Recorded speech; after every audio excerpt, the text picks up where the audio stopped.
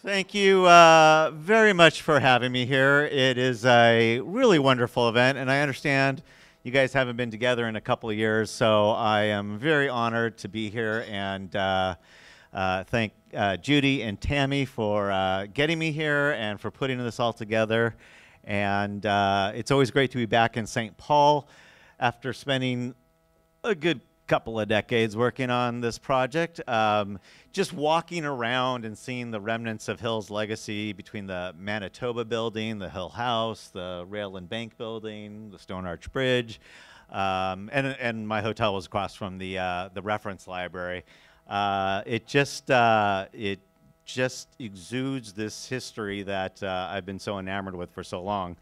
So I thought I'd do a little presentation tonight and just go through this. We all seen? That's me, Steven Sadis. Thank you.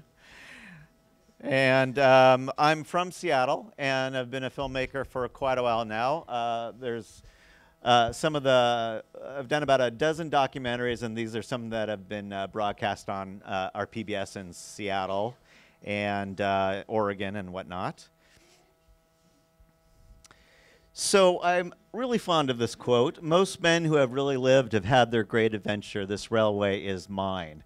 And I kind of feel like James J. Hill has taken me on an adventure that's been going on for about 20 years. And a lot of people ask me where this idea came from. And when I was working on this documentary, the Seattle-Tacoma Interurban, I met this fellow, Warren Wing, and he said the Great Northern was an interesting subject. So I'm not a big train guy and kind of took that to heart, and time went by. So in 2001, after producing a couple of documentaries, I thought, well, let's revisit this idea and find out who this, what this Great Northern was all about and who this hill was. And I knew that many railroad owners had a reputation for being robber barons. They were notorious for their backroom deals, watering stocks, and exploiting their monopoly situation. And I assumed that James J. Hill was probably like this, like all these others, and it was a story that would be filled with drama, intrigue, and corruption, all the things that make a good story. So with limited understanding, I wrote an outline for a 1-hour documentary, and I applied for a half a dozen grants, and that got caducus, as we like to say. So tabled the project, another 7-8 years went by. I dusted off the project and did a lot of research and took another shot. But it was during this time that I realized that Hill wasn't the robber baron that I thought he was. In fact, he was a very, very different kind of guy. On a personal side, wholly dedicated to his wife Mary and his family of 9 children. He had a passion for art and a love for the outdoors, especially fishing. So in business, he had a reputation for honesty and was a man of strict integrity. As a railroad owner, rather than conspiring with the other railroad owners in price-fixing schemes, Hill is the one that would come into a market and break up the price-fixing scheme. And then rather than exploiting new town sites or buying land he knew would be valuable, I mean, he knew where the railroad was going, so he could buy the land that was in that direction and profit from it. Instead of doing that, he invested in the town's infrastructure because he wanted these to be new markets for him. And for farmers who settled along his line, Hill became very involved in ensuring their success. So I realized this story was no longer about a railroad, it was a story about Hill. And I wanted to give you a sense of how I've come to regard Hill as this rare breed, and this is kind of a pseudo term, of benevolent capitalist. So I have no delusions that first and foremost, Hill was concerned with the bottom line of his enterprises. But he also operated with a profound sense of how working towards the greater good would benefit all, it would benefit his line. Whether it was the fueling of the success of farms, towns, and industries, or improve the lives of millions of Americans, that in turn would benefit his line. So my co-producer and I, Kyle Kegley, you can see that's maybe not his best side, hit the road and filmed footage all along the Great Northern Line. After 2 years of trying, I couldn't raise the funds again and shelved the project and pretty much thought that was the end. Fast forward 8 years to 2017. We were looking for a new project. We picked the script up again, and alas, I became interested again. And the thing I kept asking myself, you forget a lot after 8 years, and when you come back to something like this, you say, why? Why was I so interested in this? I was so gung-ho about it. But every time I kept going back into it, I was just more absorbed with all of his accomplishments and who he was as a person. And so there was just no escaping the pull. But I also learned that if it fascinates you this much, you've got a story here and it's something special. And I also learned that there's a very fine line between persistence and insanity, and I walked that line for a good long time, and but I feel pretty good about it now. So this time I started a nonprofit called the Great Northern Filmworks, and after a few months, I happened to contact this gentleman, Paul Dixon, at the Hill Farm Historical Society to see if I could get a letter of support. And our conversations continued, and they invited me out to come to St. Paul and meet the board. And I have to say, this is very early on in the stages. Paul doesn't know me, you folks don't know me, and I just felt welcomed. It was a huge leap of faith. I so appreciate it. And as you'll see, we took a couple of years and raised about half the funds, but it still wasn't enough. And we came out here again at the 2018 annual meeting to do a presentation. And Mark Haydett was there. This gentleman was in the audience and came up to me afterwards, and how many people say I want to raise money? Not many. And Paul tapped into this and pushed us over the finish line to get this thing made. So you need to know that Hill Farm Historical Society is why this happened. A little faith from Paul, a lot of help from Mark, and you all are the reason why this was able to happen, because I was going nowhere and no one else was listening. So I really appreciate everybody and this organization so very, very much.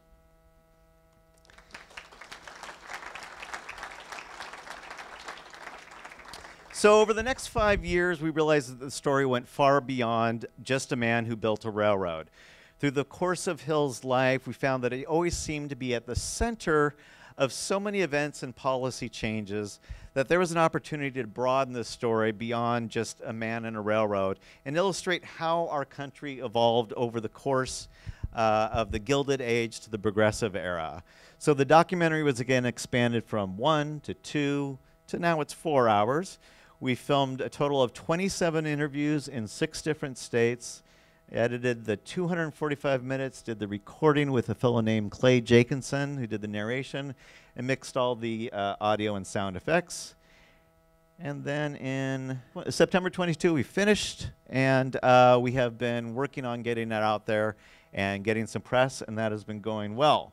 But tonight, since many of you are familiar with the general story of Hill, that he built a railroad from St. Paul to Seattle, I wanted to spend our time giving an understanding of why Hill's story is so fascinating, so complex, and why it took 4 hours to tell. So he didn't just build a transcontinental. And this is where the depth of the story emerges. It's what he did beyond the railroad that created such a lasting impression and impact on the country. So the discussion breaks down into 7 categories: immigration, town building, agriculture, Native Americans, trade with Asia and Asian immigration, the stock market, antitrust, conservation, and global influence. So just to give you all a backstory, in 1878, Hill convinces 4 business associates to help him purchase a local bankrupt railroad, the St. Paul and Pacific, and begins building his line throughout Minnesota and into Dakota Territory with aspirations of building across the country to the Pacific. So here's what he's up against. By the time he starts building, there are 4 other transcontinentals that are already crisscrossing the United States, and the two of which, the Canadian Pacific and the Northern Pacific, are in direct competition. He wants to split right through there. And on top of that, the Pacific Railroad Act of 1862 gave the American railroads land grants as they built. So meaning that for every mile of track they laid, the railroads received either a $48,000 loan or 20 square miles, a section of land, which was theirs to develop and sell. So this prompted the railroad barons to do what? What do you think they did with this? They built these winding roads in order to get as much land as you can. And they gamed the system, but they created really inefficient railroads.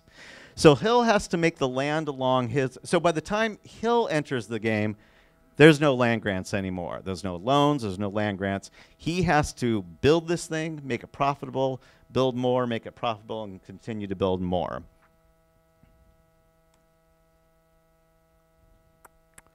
He renames his railroad the St. Paul, Minneapolis, and Manitoba Railway and begins to construct lines through the fertile Red River Valley. And he needs to fill that land with settlers. By 1883, the St. Paul, Minneapolis, and Manitoba had reached Devil's Lake in the Dakota Territory and its vast expanse of fertile land. Hill knew the success of his line depended on enticing settlers to the region, remarking that even a railway built to the Garden of Eden was bound to fail if it had only Adam and Eve to serve. To lure settlers, the Manitoba distributed thousands of pamphlets touting the Red River as the Nile of the North. Hill actually employed an army of agents to go around to state fairs and slip leaflets into farmers' buggies. The railroad had representatives in Europe who were trying to attract farmers to immigrate to the U.S.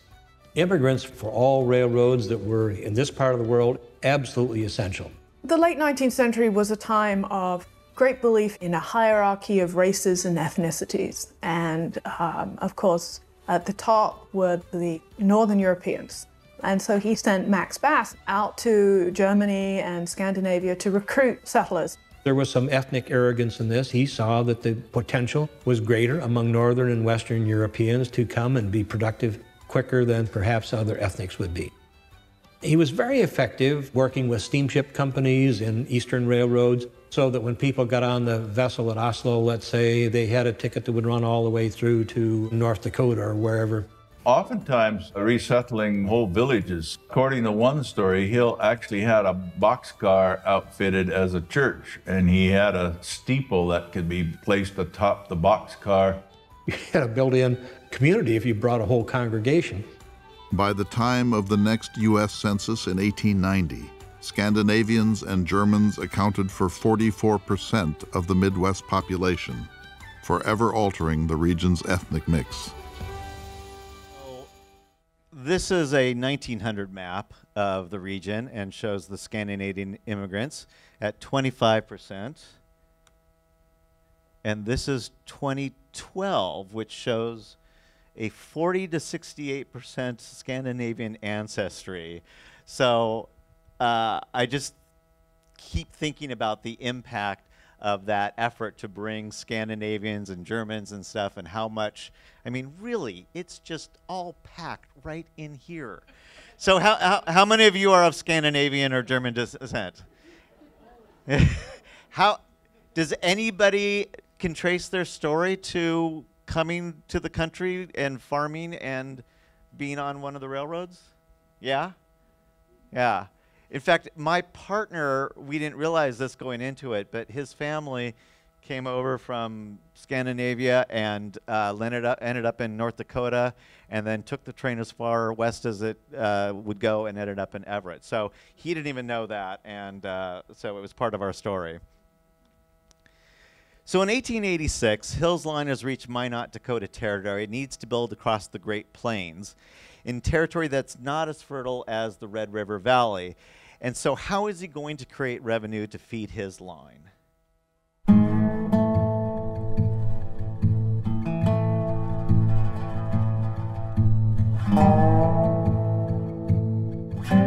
For James J. Hill, Minot was a pivotal point of demarcation. Located along what is known as the rainfall line, to the east was humid air and fertile farmlands, but to the west lay an arid, desolate landscape that stretched for hundreds of miles. Hill's luck would once again provide an opportunity, as a new source of freight found in the west was growing in value. The copper mines in Butte, Montana Territory were an incredibly valuable prize. You know, you've got the richest hill on earth at Butte, Montana Territory, copper. And by this time, you've got Edison and Westinghouse on the scene with incandescent light bulbs and transformers and generators. In other words, the electrical era was dawning. Hill immediately authorized nearly $1 million to survey and study the minerals, climate, soil, and water of Montana. One of Hill's St. Paul business associates, Paris Gibson, was also aware of the potential of western Montana and invited Hill to see the area for himself. He stood on the riverbank and outlined to me a plan. It has ever been my belief that no other capitalist in the world could have comprehended at a glance the resources and the possibilities of this great Rocky Mountain region. Paris Gibson. As Gibson platted the new town he named Great Falls, Hill moved forward with his vision, building a local railroad to transport the ore from Butte to Great Falls. There, he would construct a hydroelectric facility that would power a copper smelting plant. So Hill brought in not just a railroad, he brought in an economy with it. And he had it already preloaded. He almost had it on the flat car ready to bring in. So in this one moment, I just love the idea that Hill connects the dots at the macro level and the micro level. So at the high elevation, he sees the infancy of electricity, and he sees the idea that copper is this great conductor, and he marries, and then at the street level, he sees Great Falls has 5 different waterfalls on the Missouri, and he can build a hydroelectric plant. He can ship the copper from Butte up to Great Falls, build smelting plants there, and get it on his railroad. So this is all in his plan while he's still halfway through Dakota. But all of this takes money, and he doesn't have it all himself. And so Hill was adamant that his railway did not engage in townsite speculation. He did, however, make his own personal investments. In Great Falls, he brought together a who's who of investors that included Indiana Senator Benjamin Harrison, meatpacker Philip Armour, retail magnate Marshall Field, investor John Forbes, and Charles Perkins, president of the Chicago, Burlington, and Quincy Railroad. Within the span of a few years, Hill's investments were paying dividends. The first hydroelectric dam on the Missouri River was generating electricity, while the San Coulee Coal Company Hill purchased employed 400 miners and produced more than 2,000 tons of coal every week. James J. Hill is the magician who, with his wand, the railway, is transforming this rich and rugged state to the subjection of man. The Nyhart Herald. I just love reading newspaper articles from this period because the writing is just so rich and colorful. But this is how the city of Great Falls comes into existence. So beyond the railroad, Hill is using his predictions about the future and financial resources and connections to bring these dozens of towns into existence. So in Montana, you have Havre, you have Whitefish, and of course, Glacier National Park. In North Dakota, Minot, Hillsboro, Grand Forks, and these are just some of the names of these towns that owe their existence to James J. Hill and the Great Northern. In Minnesota, Crookston, Fergus Falls, St. Cloud, and in Washington, you have Hilliard, just out of Spokane, and Wenatchee. So as you can see by these tables here, there's huge spikes in the population growth in the mid to late 1800s. Not all of this was due to Hill, of course, but he was certainly a force in populating the region. So he brought people here, created these economies. So Hill had enormous respect for small family farms and considered them to be the backbone of prosperity. So after attracting so many people to the land along his lines, He invested a considerable amount of his own money in order to do what he could to help them be successful. Hill would say to the people coming out to the American Northwest, you are our children. We either grow together or we fall together. I'll help you get out here. I'll give you good prices. You grow good crops, and we will make money together. Hill's interest and efforts on behalf of farmers went well beyond ads and discounted tickets. By the early 1880s, he had purchased 50,000 acres of farmland throughout Minnesota and was particularly fond of the 5,000-acre farm he called North Oaks, located just 12 miles north of his home in St. Paul. By June of 1884, 347 men were constructing a half-dozen animal barns, a dairy, a granary, a blacksmith shop, a boarding house, and homes for 6 families. The largest structure was the greenhouse, filled with Hill's latest pet projects. He would use his North Oaks home as something of a private agricultural experiment station. He didn't really run these farms for a profit. He ran them for a purpose, and that purpose was for the betterment of the farmers along his railroad. He experimented with various strains of corn and wheat, introduced farmers to the latest mechanical devices, and analyzed soil from the various regions along his line, constantly looking for ways to improve the crops farmers were growing. The results of 10 years' experiment are now... Excited to promote his findings, Hill traveled up and down his line, giving speeches to towns and farming communities. With a booming voice and the grand gestures of a conductor, he cautioned farmers about the possibility of a poor harvest and of overtaxing the soil.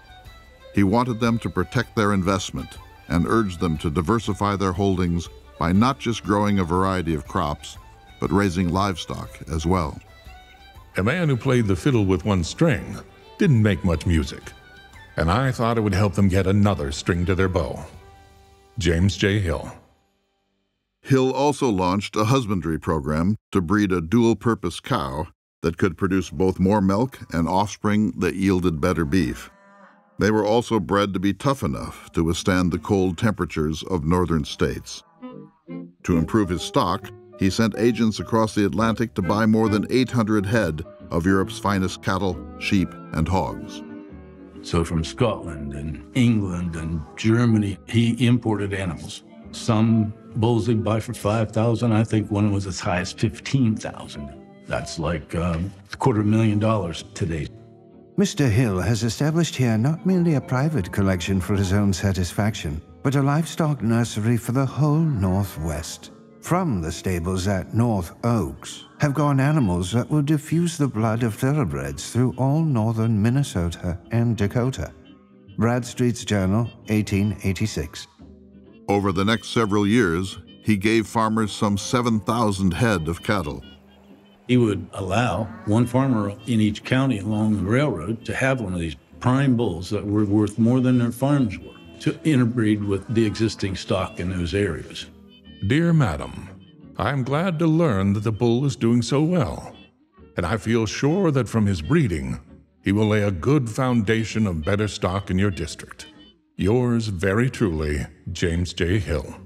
This was a private individual doing this, not the federal government, not the state government. What does it take to ship 800 head of cattle from Europe to the United States? Who does that? Who has the idea, if I bring these prized bulls from Europe and breed them with cows here and make a stronger breed? And he's doing it with his own money. I mean, this is not the acts of a railroad baron. And again, all out of his own pocket. So he has a real personal interest in this. I mean, it's just like he's running a railroad and he's writing letters to a woman who's thanking him for the cow that they gave him. So I'm always amazed at, A, how much time he spent on these kinds of things and how much time he dedicated to the farmers along his line. So Hill and the Great Northern are making large investments to spur agricultural development, but he realized that he can't do it all himself. In central Washington, just beyond the eastern foothills of the Cascades, the town of Wenatchee became the focus of James J. Hill's attention. Platted by a group of Seattle businessmen along with surveyors from the Great Northern, the town was situated at the confluence of the Wenatchee and Columbia rivers and was surrounded by rich volcanic soil. The land, Hill proclaimed one visit, will surely flow with milk and honey. There was this notion that the land was good enough, the growing season was adequate, if only you could bring water to it. The Great Northern and Hill personally invested in the Wenatchee Water Power Company and the Washington Canal Company. By 1900, those two ventures were supplying water to some 12,000 acres of prime orchard land. Hill worked very hard to irrigate in the Wenatchee Valley and also in Montana and North Dakota, but he found, as did so many other people who were trying to irrigate, that irrigation was incredibly expensive and was beyond the purse of any individual, corporation, state. Hill helped establish the National Irrigation Association and sent representatives to the nation's capital to speak with legislators. In 1901, a bill was drafted to fund irrigation projects in 13 western states. Hill's business partner in Great Falls, Paris Gibson, now a Montana senator, asked Hill to use his influence to attract more congressional support. I think what Hill did was he lent his force, his considerable personal influence, and money. He put money behind things that he believed in. Hill combined forces with Nevada's House Representative Francis Newlands, convincing legislators that the bill was in the country's best interest. A year later, the Newlands Reclamation Act was passed into law. The legislation would ultimately fund irrigation projects in 20 western states, turning more than 10 million arid acres into productive farmland. The passage of the Newlands Reclamation Act, at least in agricultural terms, I think represents the confluence of Hill and the federal government, their happiest moment together, if you will. It was all downhill from then. Over the years, Hill would incentivize growers with cash prizes to produce bigger and better varieties of apples, some of which were named in his honor. Wenatchee evolved from a barren landscape to the apple capital of the world, producing 20% of the nation's crop. Wenatchee would be a winner, as anyone would know, anyone who likes apples. This is, again, one of those macro and micro level things. Hill works to lobby for the Newlands Reclamation Act, and it sounds like such a boring thing, but it has such an enormous impact. They say it's second only to the Homestead Act in terms of settling the West and bringing people out there. More than 600 dams and 53 power plants were built, turning 10 million acres of arid land into rich farmland and providing electricity throughout the region. So, but what good is all that irrigation to grow crops if farmers can't afford the labor, the additional labor they need at harvest time? So after the panic of 1907, all of the banks, so many, hundreds and hundreds of banks went bankrupt, they got consolidated, all the East Coast banks began to absorb them, and East Coast banks had no interest in lending farmers loans that they needed during harvest time. Retired and in the winter of his life, Hill devoted his time to follow his interests. In his travels across the country, he had talked with dozens of farmers who told him about the difficulty of getting critical short-term loans to pay for additional labor at harvest time. To find a solution, Hill took on banking as his new hobby. In the spring of 1912, Hill rode his carriage downtown to the First National Bank of St. Paul with an offer to purchase the bank. The president politely declined. Hill walked down the street to the Second National Bank of St. Paul and tried again. This time, his offer was accepted.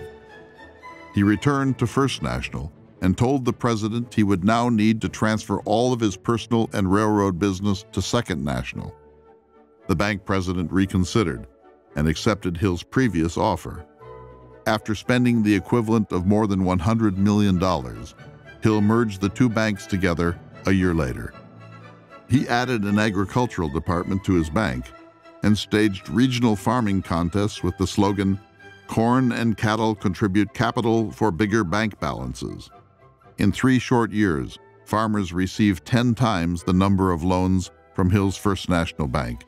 Deposits tripled, making it the second largest bank west of the Mississippi River. Hill's retirement hobby would ultimately become the foundation of U.S. Bank, one of the largest financial institutions in the United States. Such a fun story. Again, Hill's doing things on the individual level. He's giving cows to farmers. He's giving free seed to farmers. He's giving cut rates on coal to warm their homes during the winter. At the town level, he's creating Wenatchee, bringing it into an existence. He's bringing investors. And at the national level, he's lobbying in order to make these big, massive changes. In 1986, Hill made the decision to build his line to the Pacific Ocean, and he needs to get the right-of-ways through Indian Territory. Despite Congress passing legislation, President Cleveland vetoes the bill. By 1886, the Blackfeet Reservation and the Fort Berthold Reservation, inhabited by the Arikara, the Hidatsa, and the Mandan, were now in the sights of James J. Hill. He insisted on the most direct and economical route, requiring right-of-ways through these Indian territories, as well as opening their land to new settlers. I think with James Hill, when he started looking at moving west, he wanted to get rid of the Indian because he knew the economics that were happening at the time. And so his association with a lot of the political factors in Helena had a big influence. But to gain right-of-ways and open up Indian territory would require federal legislation. Hill called upon Martin McGinnis, an old friend from his days in the Pioneer Guard. Over his 12 years as Montana's territorial representative, McGinnis had been successful passing legislation to reduce the size of Indian reservations. Hill convinced McGinnis, now retired from Congress, to return to Washington to lobby on his behalf. Hill, for his part, was busy writing letters to congressmen. Mr. McGinnis is interested on behalf of his territory in a bill granting right-of-way to railroads in northern Montana. Any assistance you can render him will be a personal favor to me and to our friends, for which I will be glad at any time to reciprocate. Yours very truly, James J. Hill. So Hill's success meant a great loss to the Great Plains Indians. The smaller reservations and the influx of settlers meant the loss of ancestral lands, hunting and fishing territory, and in general disrupted their way of life for the Native Americans. All of this led to increased poverty, more dependence on the federal government. So this is always a difficult part of Hill's story to tell. On the one hand, you can say that Hill was operating in the context of his time and brought progress to the region. But after speaking with many members of the Blackfeet tribe, progress isn't always defined as a positive for everyone. And so I was really appreciative of these Native Americans opening up and explaining the good that came out of Glacier National Park and the images that were captured at that time, but also the challenges they faced in the course of losing some important land to their people. So while Hill was busy creating markets throughout the United States, he was also eyeing the potential of the global markets, particularly Asia, saying, "The nation that has controlled the trade of the Orient has held the purse strings of the world." So Hill is just a huge reader, and he's read histories of the Silk Roads, of Marco Polo, and he just has this understanding that Asia is going to be part of this, the future for his line. And so before the Great Northern has even been built to Seattle, he sends agents to Japan, China, Korea, and the Philippines to assess what the business opportunities are there. Laying down the hard work, though, would have to wait. An ocean away, Hill looked to extend his empire to the Orient. James J. Hill was not just a railroad man. He was a transportation man. Hill wanted to trade with the world. And he could see the enormous population in other parts of the world eager for the commodities that the United States could provide. For 10 years, he has spent more money than the government, sending competent men to Japan and China to study the needs of those countries. He knows more about Oriental trade than any man I ever saw. Grover Cleveland. Hill partnered with the Nippon Yusen Kaisha shipping line to establish a link between Yokohama, Japan, and his two transcontinentals in the Puget Sound. Several years earlier, in 1896, the first ship contracted by Hill docked in Seattle. The arrival of the Mike Maru was a citywide event. The docks were jammed with people, there were bands, people were cheering. The yells of thousands of people on the docks and the blowing of every steam whistle for 5 miles along the waterfront celebrated the glad event and welcomed the Oriental visitor of the East to the Occident. The Seattle Times. It was extraordinary, and of course it wasn't the first ship to ever arrive from Japan. But what Hill had organized was a scheduled, dependable, reliable, trans-Pacific steamship line that cemented the relationship between Asia and Seattle. The ship carried 253 Japanese passengers and 488 tons of freight that included tea, furniture, and silk that would be hauled to merchants across the country. But Hill needed to fill his ships heading west. He really was looking for more markets for wheat. He thought that people over in Asia actually wouldn't eat rice if they were given the choice. Hill believed if in a single province of China, if the people there would consume 1 ounce of wheat a day, that they would buy 50 million bushels of wheat. Applying his notion of greater tonnage and lower rates to the seas, Hill established the Great Northern Steamship Company and commissioned the construction of 2 colossal ships, the Minnesota and Dakota. Completed in April of 1903, the Minnesota was longer than 2 football fields and could carry 1,400 passengers and 28,000 tons of freight. Jim, Mary, and their daughter Clara were happy to be on hand to christen the ship. Just as he had done for the timber industry of Washington, Hill offered extremely low shipping rates to the flour mills in Minnesota, increasing the state's flour exports by 67%. Hill was soon supplying Asia with copper from Montana and apples from Washington. He then looked to the south for his next export.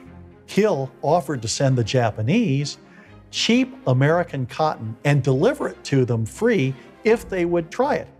Within 2 years, the South was shipping 20% of its cotton to Asia. The chairman of Seattle's Chamber of Commerce stated, "More has been done by the Great Northern to open up, develop, and extend our trans-Pacific trade than by all other agencies combined." He not only changed trade, he changed the way the world worked. With rates cut to the bone, Hill knew it would take some time before his maritime venture would turn a profit. But he pushed on, calling his effort to expand foreign markets a philanthropic endeavor.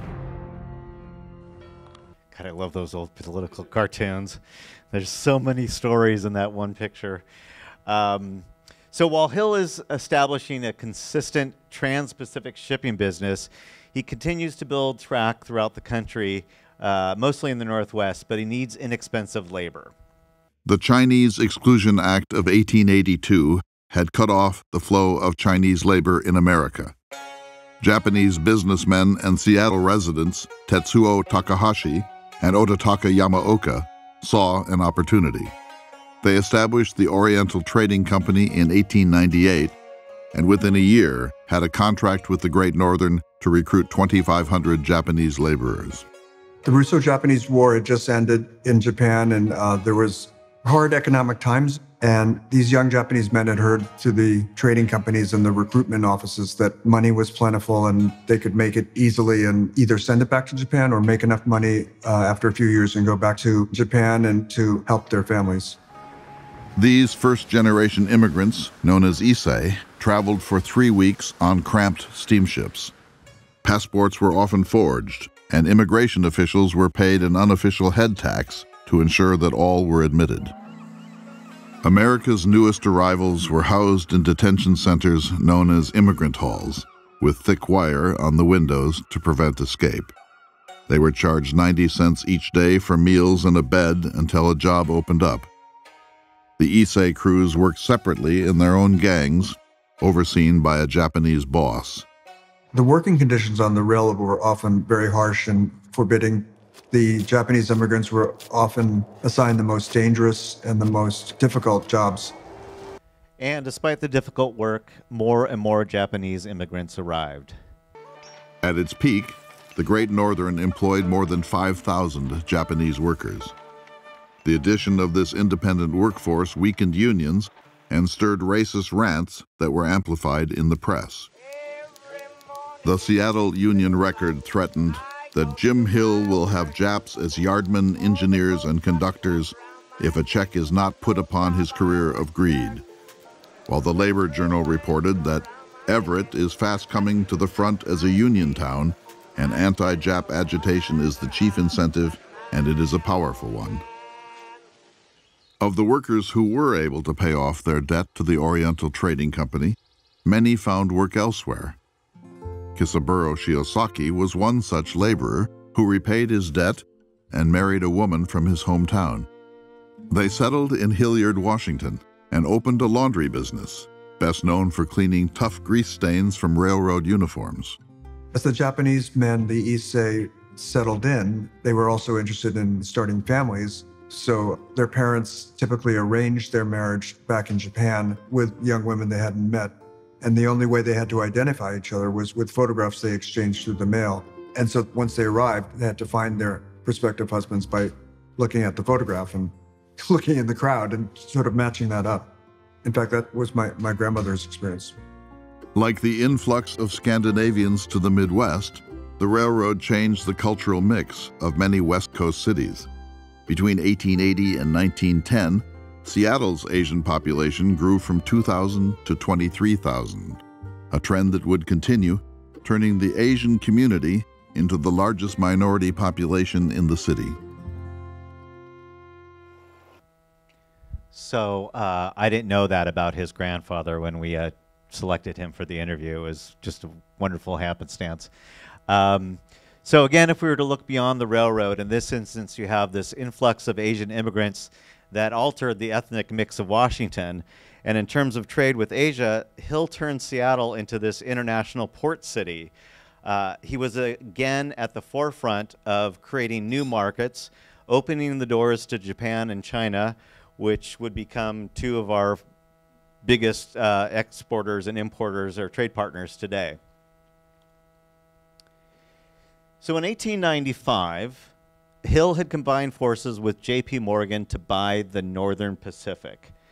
And 6 years later, Hill and Morgan orchestrated a deal in which the Great Northern and the Northern Pacific would each buy 50% of the Chicago, Burlington, and Quincy Railroad. Stay with me, this is complicated. So at this time, Chicago has become the central hub for much of the nation's railroad traffic, and the Chicago, Burlington, Quincy is the dominant railroad.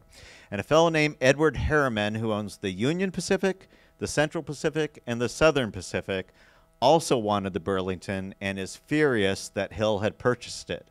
So Harriman goes on the attack. So his strategy is, if he can gain control of the Northern Pacific, which owns 50% of the Burlington, he can gain control of the Burlington.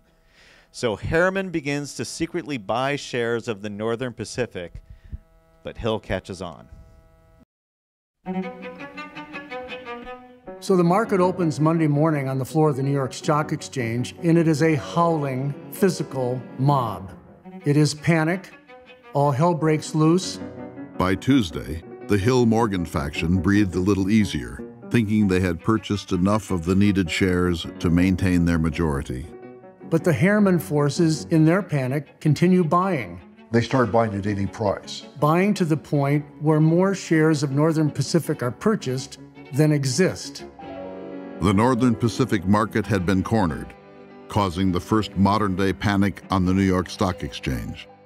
On Thursday, NP shares opened at 170, hit 400, and continued rising. In May of 1896, you could have bought a share of Northern Pacific common stock for 25 cents. At 11 o'clock on Thursday morning, May 9th, on the floor of the New York Stock Exchange, it was selling for $1,000 a share. Short sellers, those who had borrowed shares hoping that the price would drop, suffered losses that ran into the tens of millions of dollars. By noon, 7 out of 10 Wall Street brokerage firms were said to be technically bankrupt. During the present week, 2 groups of American capitalists have given to the world an exhibition of the use of vast power for private ends unrestrained by any sense of public responsibility. Possessing the strength of titans, they have behaved like cowboys on a spree, mad with rum and shooting wildly at each other with entire disregard for the safety of bystanders. New York Times, May 10th, 1901. When the dust had settled, Hill's group owned 53% of Northern Pacific common shares to Harriman's 46%. Only 1% of the shares were owned outside these 2 groups. Hill himself had sunk 2/3 of his entire fortune in NP stock. Harriman was ultimately the loser in this. Hill, Morgan, the ultimate winners in all this. The 2 sides met at Morgan's office to hammer out a truce. They agreed to release enough shares at a fixed price of $150 to help short sellers from going bankrupt and to stabilize the market. But the battle for control had made financial concerns tremble as far away as Berlin, Amsterdam, and London. One of the fascinating aspects of this story is it allows you to see capitalism functioning without the control of a large regulatory system. There were no rules against insider trading or the market manipulation, and this is the result. There is hardly a single government official in sight. So this is really capitalism in the raw. A different time. So the federal government and the public had just witnessed how 2 men had become so powerful and wealthy that they could, in pursuit of their own interests, they could destabilize the entire U.S. financial system. In 1913, the Federal Reserve was established, stabilize the economy, and prevent financial panics. In 1934, we had the Security and Exchange Commission, which was created to regulate the stock market and prevent things like insider trading and stock manipulation. Hill and the NP corner did not directly prompt the creation of these 2 institutions, but it did shine a spotlight on what happens in a high-stakes game with no rules, or as Larry Hague put it, capitalism in the raw. So Hill had witnessed the financial ruin that was caused by this and pursued a means to prevent it from happening again. Around the same time, Teddy Roosevelt comes into the picture with his own ideas.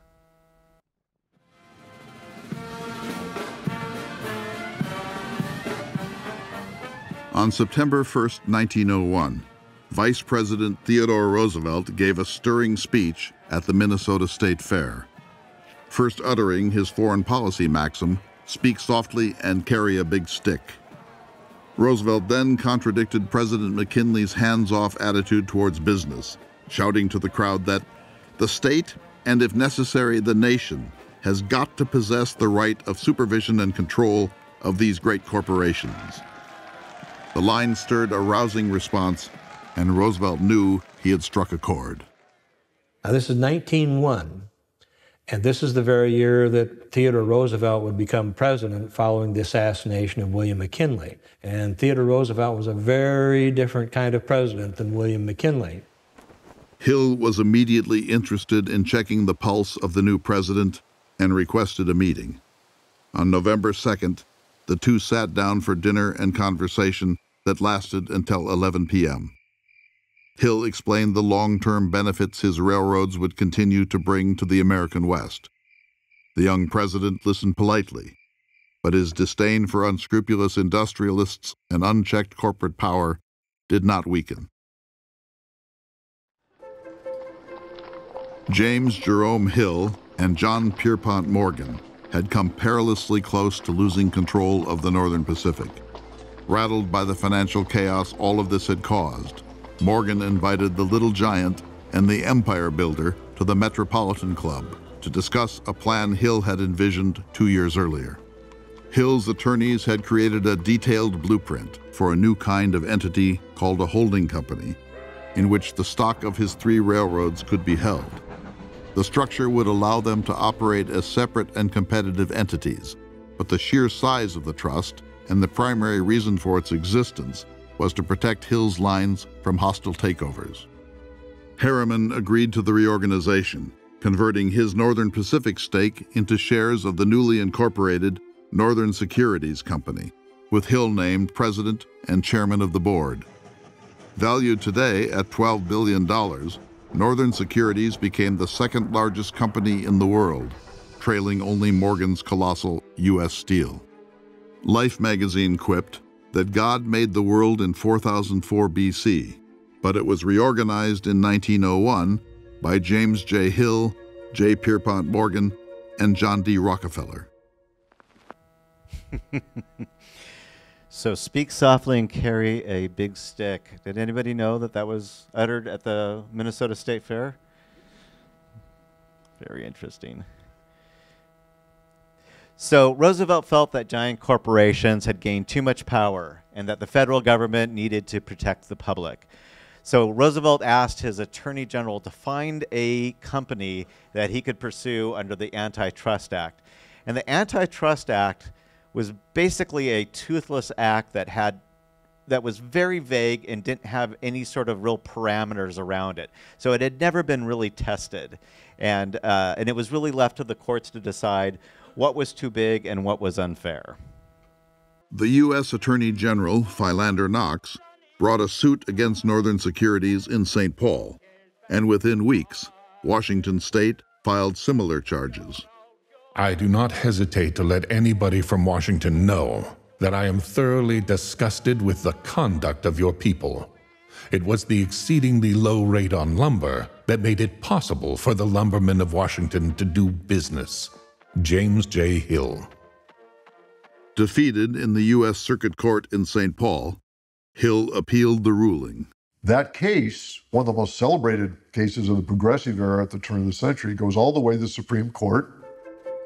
Front pages across the nation described a trial that pitted populists against capitalists, with Hill portrayed as the embodiment of corporate greed and misdeeds. The legal battle dragged on for more than 2 years. On March 19, 1904, the Supreme Court ruled against Northern Securities. In a 5-4 decision, the court ruled that it was an illegal combination of companies, and that while having done nothing wrong, it had the potential for destructive practices. Then Northern Securities had to be abolished, and it gained for Theodore Roosevelt the nickname the Trust Buster. It seems hard when we look back at what we have done, that we should be compelled to fight for our lives against political adventurers who have never done anything but pose and draw salary. James J. Hill. It wasn't that Roosevelt was frightened by bigness, but he was concerned that there ought to be some countervailing power. The Northern Securities case sent shockwaves through industrial boardrooms across the country. The Roosevelt administration filed 40 more antitrust actions during his term. For the first time in the history of American business, the sky was no longer the limit. This is an issue that we are still dealing with today. It remains unresolved. How big can a company be before perhaps it poses a danger? What happened insofar as Northern Securities was concerned is that it was bifurcated. Every shareholder got 1 share of Great Northern, 1 share of Northern Pacific, so nothing really changed. The ownership stayed the same. Instead of having 1 share, you had 1 of each. But it surely made Hill angry. So the Northern Securities case is this landmark antitrust case with broad and long-term impact. The Supreme Court's ruling gave the U.S. government the power to have the upper hand on these mega corporations. It protected the public from practices of monopolies and established a means for the government to protect competition in the market. So again, beyond the railroad, Hill finds himself at the center of a major change in the evolution of our country. So every time you hear about a large merger that is called into question, this is the case that set the precedent. So at the turn of the century, Hill noticed that while farm yields were increasing, the yields per acre were decreasing every year. So he then calculated the nation's population growth into the future and the available farmland that was left in the country, and began to theorize that by 1950, the U.S. would not be able to grow enough food to sustain himself. This is just a side project, little hobby he had to figure all this out. And this prompted his curiosity to calculate similar projections for the nation's natural resources.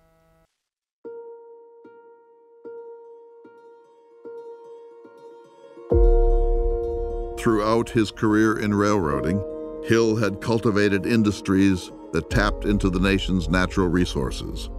But he began to grow increasingly concerned about sustaining its finite supply. He studied reports on diminishing soil production, salmon depletion, dwindling mineral deposits, and assessed the remaining stands of the nation's timber.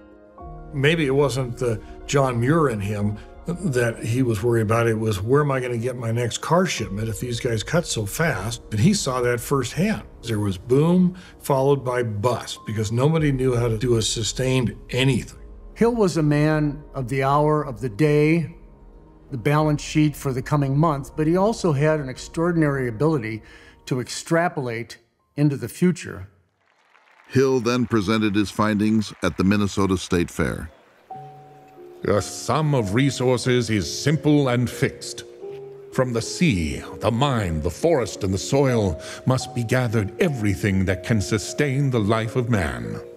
We have come to the point where we must regard the natural resources of this planet as a common asset and study their judicious use. James J. Hill, September 3rd, 1906. Hill's interest in conservation comes to a fore around the same time that Roosevelt is launching his conservation push. Despite their strained relationship, President Roosevelt invited Hill to be a guest speaker at a conference of governors to discuss conservation. When will we take up in a practical and intelligent way the restoration of our forests? When iron and coal are taken from the earth, they can be used only once. Yet we still think nothing of consuming this priceless resource with the greatest possible speed. It is time to set our house in order, to make men realize their duty toward coming generations. James J. Hill, May 14th, 1908. My dear Mr. Hill, I wonder if you yourself realize how great an impression your speech at the Conservation Congress made. I heard of it everywhere in Europe. Sincerely yours, Theodore Roosevelt. So it's kind of remarkable that these two titans, Hill and Roosevelt, who were just a few years earlier, are diametrically opposed to one another in this antitrust case and are now working together on their common ideas about conservation. A few years later, in 1909, Hill gives a forward-looking but cautionary speech at the 1909 Alaska Yukon Pacific Exposition, which is the World's Fair held in Seattle, and it's really sort of the coming out party for this new metropolitan city.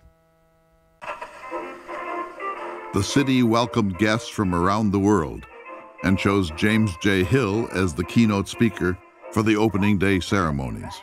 Perhaps nothing more clearly shows the place that he had in Seattle's narrative, that he was perhaps the primary player as a maker of 20th century Seattle.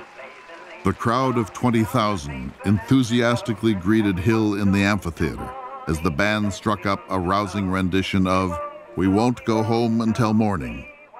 He presented his vision in words that haunt us still. Your great forests are falling. Will you realize what this country will become when stripped of its forests? The washing away of the soil, the inevitable changes in climate when the forests have gone. Take care of your soil, and it will take care of you, and sustain and increase your prosperity forever. What are you doing to keep the salmon and other fish of this coast not merely from extinction, but as a permanent source of wealth? These questions are especially proper for you, who are guardians of the last remnant of our continental wealth. From this memorable work of men, you have but to raise your eyes and be in the presence of some of the grandest works of God. Soil, climate, resources, all favor you. You will never again know isolation. The spaces once separating you from the rest of the country have been conquered. Remain as you have been, the architects of your own fortunes.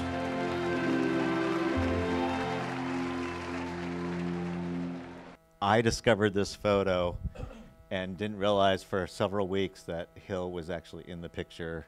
And this right there is the only film footage we have of Hill.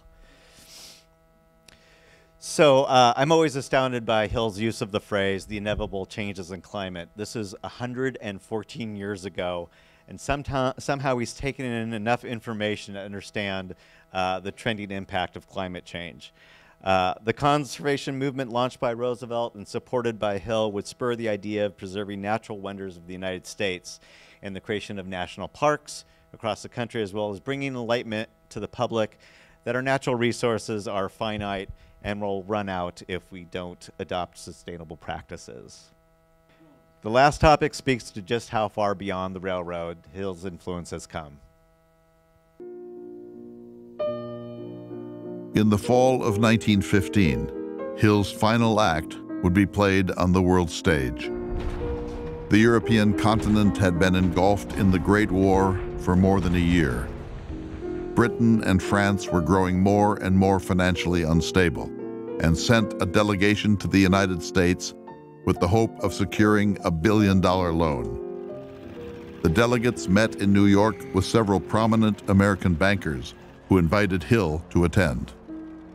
Together, they crafted a plan in which private banks would cover the loan and be repaid with bonds sold to the public. Hill knew that the banks of the West would not support loans for weapons or ammunition, and insisted that the funds could only be used to purchase U.S. grain, cotton, and wool. German-American interests were adamantly against the loan, warning Hill of the possibility that Britain and France might default. Suppose they are losers in the war, which to say the least is not impossible. Why should you risk your reputation in a lost cause? The Chamber of German-American Commerce. Many American bankers worried that it would draw the country into the war and drain capital from the economy. Hill shouldered the brunt of the criticism and fired back in editorials and speaking engagements, turning the argument around. If we don't sell our wheat, what are we going to do with it? Feed it to the hogs? This will support our own industries, prevent disaster to our agriculture, and assure the prosperity of the United States. This loan is far less a favor to others than a necessity for ourselves. Hill's reframing of the argument galvanized public sentiment. Banking leaders soon followed, and the plan was approved. The Anglo-French delegation offered their country's gratitude to Hill. My dear Mr. Hill, I have felt very keenly how large a share of the credit for the success of our mission here is owing from my colleagues and myself to you. Your powerful aid has been of the greatest assistance to the British and French governments. Lord Reading, October 15th, 1915. The $1 billion loan was by far the largest financial transaction in history and would mark America's coming of age in the world's economy. The U.S. transitioned from a debtor nation to a creditor nation for the first time since its independence. New York would replace London as the financial capital of the world, and the United States would firmly establish itself as the leading force in the global economy. Over the course of 5 decades, Hill's rise to power paralleled that of his adopted nation. From a modest agrarian upbringing to an industrial titan, the young man who started as a mud clerk on the banks of the Mississippi had become one of the most influential players on the world stage.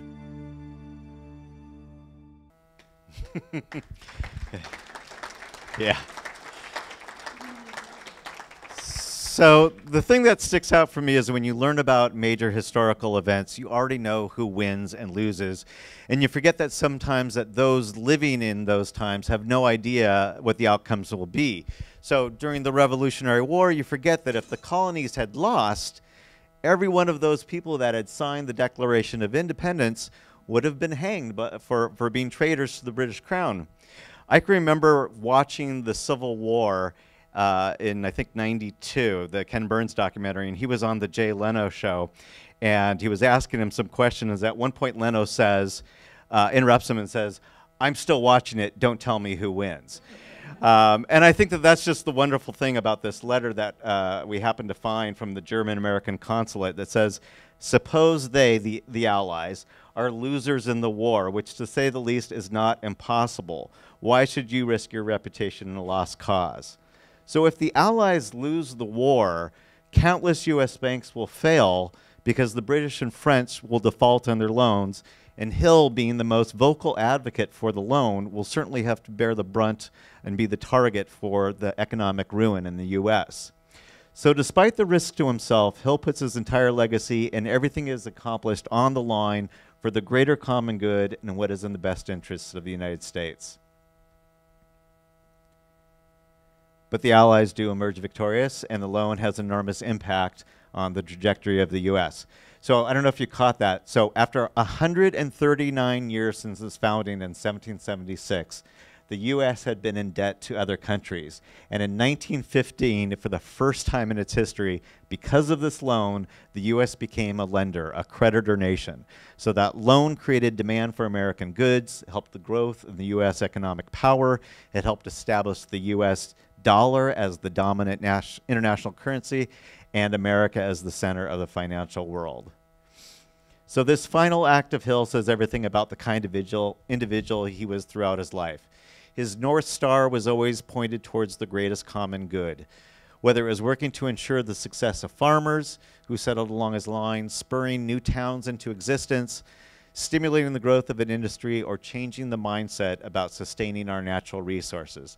These are not the acts of a robber baron, but rather that of a benevolent capitalist who used his wealth and influence not merely to enrich himself, but to lift up the country and create prosperity and improve the lives of so many Americans.